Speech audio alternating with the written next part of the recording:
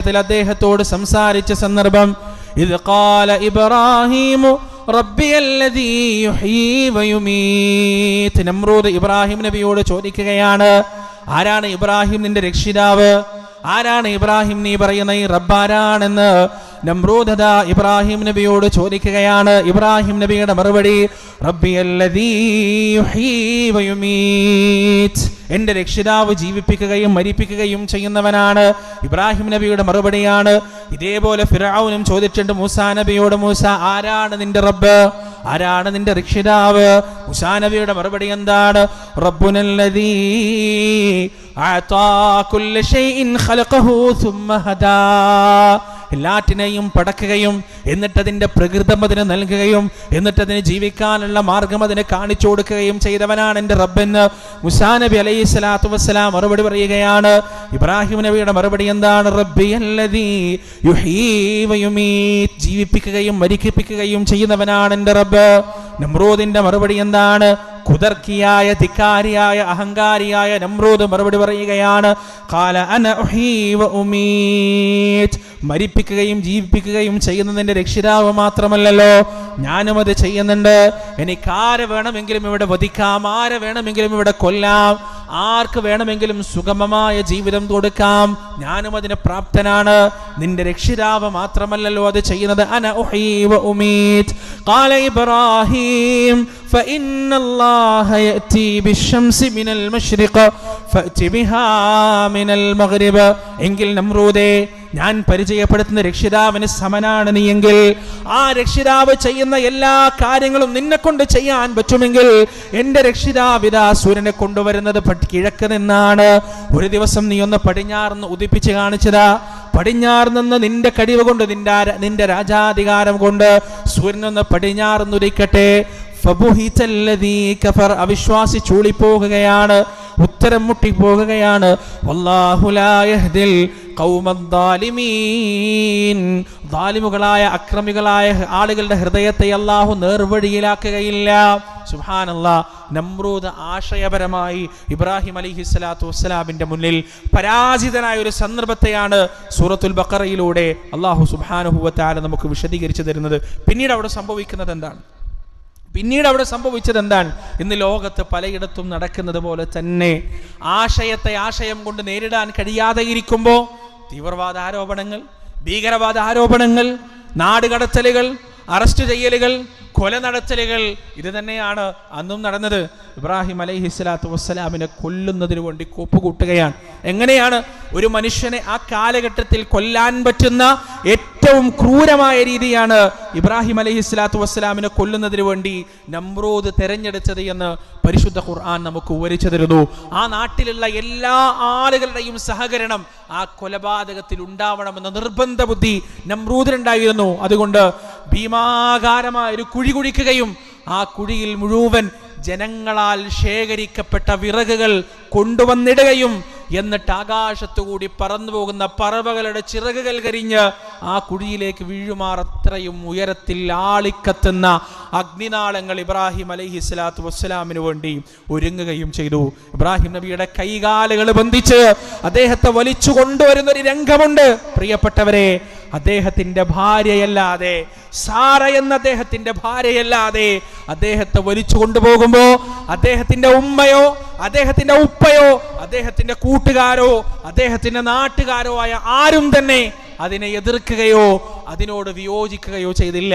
ഒരു നാട് മുഴുവൻ നമ്മളൊക്കെ ഒരു പരിപാടി സംഘടിപ്പിച്ചിട്ട് കുറച്ച് ആളുകൾ കുറഞ്ഞു പോകുമ്പോൾ എന്തോ ഒരു ആധിയാണ് സംഘാടകർക്ക്, എന്തൊരു പ്രയാസമാണ്. പക്ഷേ ഖലീലുല്ലാഹി ഇബ്രാഹിം അലൈഹിസ്സലാത്തു വസ്സലാം വർഷങ്ങൾ പ്രബോധനം നടത്തിയിട്ട് ഇറാഖിലെ ഊർപട്ടണത്തിൽ നിന്ന് തൻ്റെ കൂടെ കൂടിയത്, വിശ്വാസത്തിൽ തൻ്റെ കൂടെ കൂടിയത് തൻ്റെ പ്രിയതമ മാത്രമാണ്, തൻ്റെ പ്രിയപ്പെട്ടവൾ മാത്രമാണ്, തൻ്റെ കൂട്ടുകാരനായ കുടുംബക്കാരനായ ലൂത്തുമാണ്. അദ്ദേഹത്തിന് അല്ലാഹു വേറെ ദൗത്യം കൊടുക്കുകയും ചെയ്തു.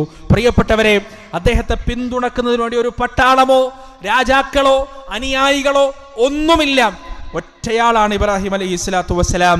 ആ ഇബ്രാഹിം നബിയുടെ കൈകാലുകൾ ബന്ധിച്ചുകൊണ്ട് അഗ്നിയിലേക്ക് വലിച്ചെറിഞ്ഞപ്പോ പ്രിയപ്പെട്ടവരെ, എല്ലാറ്റിൻ്റെയും അധികാരമുള്ള, എല്ലാ തീരുമാനങ്ങളുടെയും മുകളിൽ തീരുമാനമുള്ള അള്ളാഹുവിന്റെ ഇടപെടലുണ്ടായി.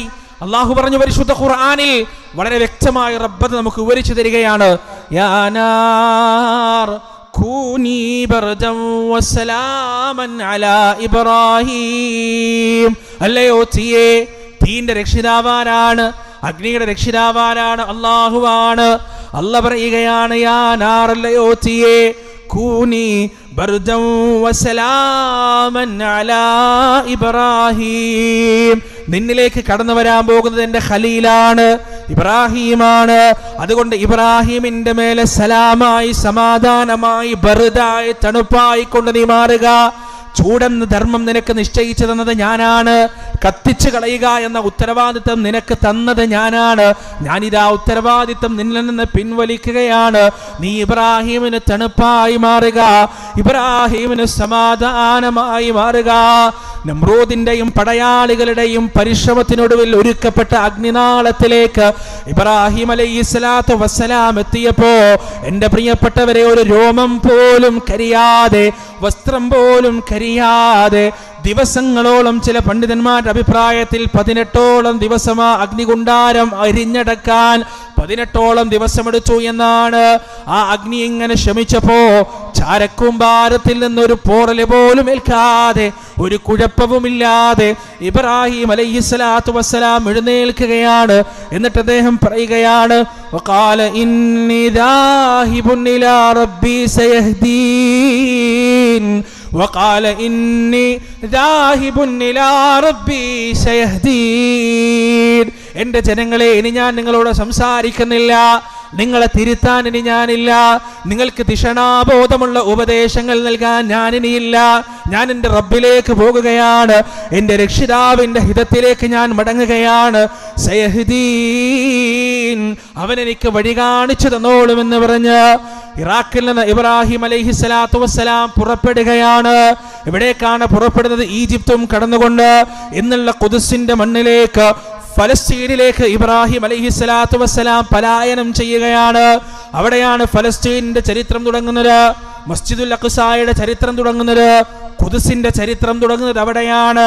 ഇബ്രാഹിം അലൈഹിസ്സലാത്തു വസ്സലാം ഖുദ്സിലേക്കുള്ള യാത്രാമധ്യേ ഈജിപ്തിൽ നിന്ന് അദ്ദേഹത്തിന് സമ്മാനമായി കിട്ടിയതാണ് ഹാജറ ബീവിയെ. ഫലസ്തീനിൽ എത്തിയതിനു ശേഷം ഇബ്രാഹിം അലൈഹിസ്സലാത്തു വസ്സലാം ഹാജറ ബീവിയെ വിവാഹം കഴിക്കുകയാണ്. ആ ഹാജറ ബീവിയിൽ ഇസ്മായിൽ എന്ന കുട്ടിയുണ്ടാവുകയാണ്. ആ ഇസ്മായിൽ അലൈഹിസ്സലാത്തു വസ്സലാമിനെയും ഹാജറ ബീവിയെയും കൊണ്ട് ഇബ്രാഹിം അലൈഹിസ്സലാത്തു വസ്സലാം മക്കയിലേക്ക് പോകുകയാണ്. അവിടെയാണ് മക്കയുടെ ചരിത്രം വീണ്ടും ആരംഭിക്കുന്നത്, കഅബയുടെ ചരിത്രം വീണ്ടും ആരംഭിക്കുന്നത്, സംസം വെള്ളത്തിന്റെ ചരിത്രം ആരംഭിക്കുന്നത്, സഫാ മറുവയുടെ ചരിത്രം ആരംഭിക്കുന്നത്, ബൈത്തുൽ അതീഖിന്റെ ചരിത്രം ആരംഭിക്കുന്നത് അവിടെയാണ് പ്രിയപ്പെട്ടവരെ. അവിടെയാണ് കഅബാലയത്തിന്റെ പുനർനിർമ്മാണത്തിന്റെ ചരിത്രം ആരംഭിക്കുന്നത്. മഹാനായ ഇബ്രാഹിം അലൈഹിസ്സലാത്തു വസ്സലാം അവിടെ വെച്ച് നടത്തിയ പ്രാർത്ഥനയാണ്, റബ്ബനാ, ഞങ്ങളുടെ രക്ഷിതാവേ, വബഅസ് ഫീഹിം റസൂലൻ മിൻഹും യത്ലൂ അലൈഹിം ആയാതിക് വയുസക്കീഹിം വയുഅല്ലിമുഹുൽ കിതാബ വൽ ഹിക്മ. അല്ലാഹുവേ, എൻ്റെ ഈ പൊന്നുപോന്റെ സന്താന പരമ്പര ഈ വാദി മുഴുവൻ നിറയുമ്പോ, അവരൊരു ജനപദമായി മാറുമ്പോ, അവരിൽ നിന്ന് ലോകത്തിന് വേണ്ടിയുള്ളൊരു പ്രവാചകനെ നീ ഉയർത്തിക്കൊണ്ടുവരണേ റബ്ബേ. ഈ മാലോകർക്ക് വെളിച്ചമാകുന്ന ഒരു പ്രവാചകനെ നീ ഉയർത്തിക്കൊണ്ടുവരണേ റബ്ബേ. ഇബ്രാഹിം അലൈഹിസ്സലാത്തു വസ്സലാം അന്നത് പ്രാർത്ഥിക്കുമ്പോ, അന്നത് ദുആ ചെയ്യുന്ന സമയം എൻ്റെ പ്രിയപ്പെട്ടവരെ, മക്ക എന്തായിരുന്നു? പാറമടകൾ മാത്രമായിരുന്നു. പാറമടകളിൽ തട്ടി ചെന്നായ്ക്കളുടെ ഓരിരളുകൾ പ്രതിധ്വനിക്കുന്ന, കൃഷിയില്ലാത്ത, ജനപദങ്ങളില്ലാത്ത, കെട്ടിടങ്ങളില്ലാത്ത, നാഗരികതയില്ലാത്ത, വരണ്ടുണങ്ങിയ ഭൂമി മാത്രമാണ് അന്ന് ഇബ്രാഹിം അലൈഹിസ്സലാത്തു വസ്സലാം പ്രാർത്ഥിക്കുമ്പോ മക്ക ആ രീതിയിലായിരുന്നു. എന്നാൽ ആ മക്കയിലേക്കതാ തൗഹീദിന്റെ വെള്ളി വെളിച്ചവുമായി, റിസാലത്തിന്റെ അനുഗ്രഹവുമായി മഹാനായ പ്രവാചകൻ സല്ലല്ലാഹു അലൈഹി വസല്ലമ കടന്നു വരികയാണ്. ഇബ്രാഹിം നബി തൊട്ട് തുടർന്നു വരുന്ന തൗഹീദിന്റെ ചരിത്രമാണത്, നിലപാടുകളുടെ ചരിത്രമാണത്. റസൂലുള്ളാഹി സ്വല്ലല്ലാഹു അലൈഹി വസല്ലമ തന്റെ നുബുവത്ത് കിട്ടിയതിനു ശേഷം സഫാ കുന്നിന്റെ മുകളിൽ കയറി നിന്നുകൊണ്ട് വിളംബരം ചെയ്യുകയാണ്, വഅൻദിർ അശീറതകൽ അഖറബീൻ. നബിയെ, അങ്ങയുടെ അടുത്ത കുടുംബങ്ങൾക്ക് മുന്നറിയിപ്പ് നൽകാനുള്ള സമയമിതാ അതിക്രമിച്ചിരിക്കുകയാണെന്ന് അള്ളാഹുവിന്റെ വാക്ക് നെഞ്ചിലേറ്റിക്കൊണ്ട് സഫാ കുന്നിലേക്ക് കയറി നിന്നുകൊണ്ട് അള്ളാന്റെ റസൂൽ അതാ വിളിക്കുകയാണ്. മുഹമ്മദ് ബിൻ അബ്ദുല്ലാഹ് സ്വല്ലല്ലാഹു അലൈഹി വസല്ലം വിളിക്കുകയാണ്. വിളിക്കുന്നത് മുഹമ്മദാണ്. കളവ് പറയാത്ത, ചതിക്കാത്ത, വഞ്ചിക്കാത്ത, ആ മക്കയിൽ അന്ന് ജീവിച്ച ഏറ്റവും നല്ല വ്യക്തിയായ മുഹമ്മദാണ് വിളിക്കുന്നത്. മക്കക്കാര് കൂട്ടം കൂട്ടമായി സഫാക്കുന്നിന്റെ താഴ്വരയിലേക്ക് ഒഴുകിയെത്തുകയാണ്.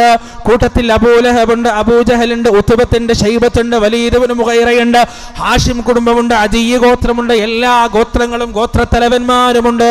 അള്ളാഹുവിന്റെ റസൂലത അവിടെ വെച്ച് പറയുകയാണ്, എന്റെ സമുദായമേ, ഈ പർവ്വതത്തിന് പിറകിൽ നിന്ന് ഒരു സൈന്യം നിങ്ങൾ ആക്രമിക്കാൻ വരുന്നുണ്ടെന്ന് ഞാൻ പറഞ്ഞാൽ നിങ്ങൾ വിശ്വസിക്കുമോ? എന്തിനായിരുന്നു പ്രവാചകർ ചോദിച്ചിരുന്നത്? തന്നോടുള്ള തന്റെ സമുദായത്തിന്റെ വിശ്വാസത്തെ ഊട്ടിയുറപ്പിക്കുന്നതിന് വേണ്ടിയാണ്.